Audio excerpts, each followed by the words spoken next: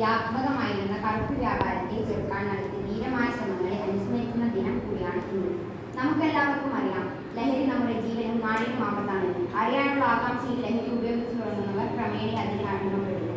പ്രായത്തിന്റെ പക്വതയില്ലായ്മ ഈ അവസ്ഥയിലേക്ക് പലരെയും എത്തിക്കുന്നതിന് കാരണമാകുന്നു.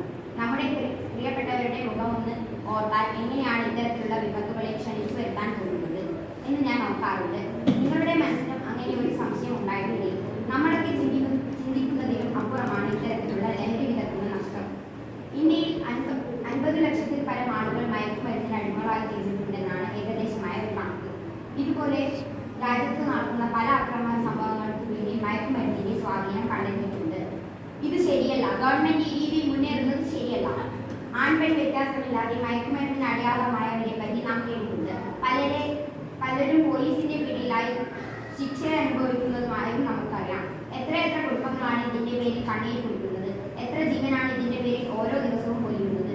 ആഗോള വ്യാപകമായി ലഹരിക്കെതിരായ പ്രതിഷേധ സമരങ്ങളും ജനകീയ മുന്നേറ്റങ്ങളും വർദ്ധിച്ചു വരുമ്പോഴും ജനങ്ങൾക്കിടയിലുള്ള ലഹരിയുടെ സ്വാധീനം അതിനും ആനുപാതികമായി വളരുന്നത് ആശങ്കയുണ്ടാക്കുന്ന കാര്യമാണ്. സ്വയം മനസ്സിലാക്കുക, ഇനിയും ജീവിതമുണ്ടെന്നും മറ്റുള്ളവർക്ക് ഉപദ്രവമാകാതെ ഇരിക്കാൻ ശ്രമിക്കണം എന്നെല്ലാമുള്ള നല്ല കാര്യങ്ങളെക്കുറിച്ച് ആലോചിച്ച് സ്വയം വിലയിരുത്തുക നമ്മുടെ പുതുതലമുറയാണ് പ്രതിഷേധിക്കേണ്ടത്. പക്ഷേ ലഹരിയുടെ പുതുതലമുറ തന്നെയാണ് മഹാവിപത്തിനെ ക്ഷണിച്ചു വരുത്തുന്നത്. ഭ്രാന്തമായ ഒരു ലോകത്ത് സൃഷ്ടിക്കാൻ നാം കൂട്ടുനിൽക്കരുത്. അതിനായി നമുക്ക് എന്തൊക്കെ ചെയ്യാൻ പറ്റും എന്ന് സംസാരിക്കാം. മയക്കുമരുന്ന് വിൽപ്പന നടത്തുന്നതിനായി ശ്രദ്ധയിൽപ്പെട്ടാൽ അധികാരികളെ വിവരം അറിയിക്കണം. കുടുംബാംഗങ്ങൾ തമ്മിൽ എന്നും കൂട്ടായി ചർച്ച നടത്തണം. ഒറ്റയ്ക്കിരുന്ന് ചിന്തിക്കുന്നവരെയും ഒറ്റയ്ക്ക് കഴിയാൻ ഇഷ്ടപ്പെടുന്നവരെയും പ്രത്യേകം നിരീക്ഷിക്കണം. അവരെ നേരായ മാർഗത്തിൽ എത്തിക്കാൻ വേണ്ട കാര്യങ്ങൾ ചെയ്യണം. ഈ വിഷം നാട്ടിൽ പരത്താൻ അനുവദിക്കുകയില്ലെന്ന് പ്രതിജ്ഞ എടുക്കാം.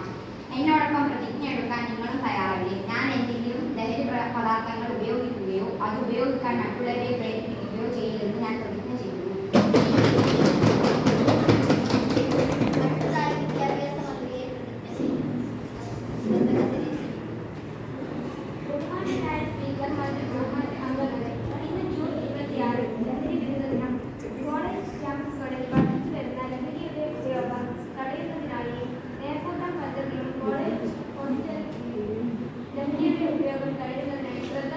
പദ്ധതികൾ നടപ്പിലാക്കി വരുന്നുണ്ട്.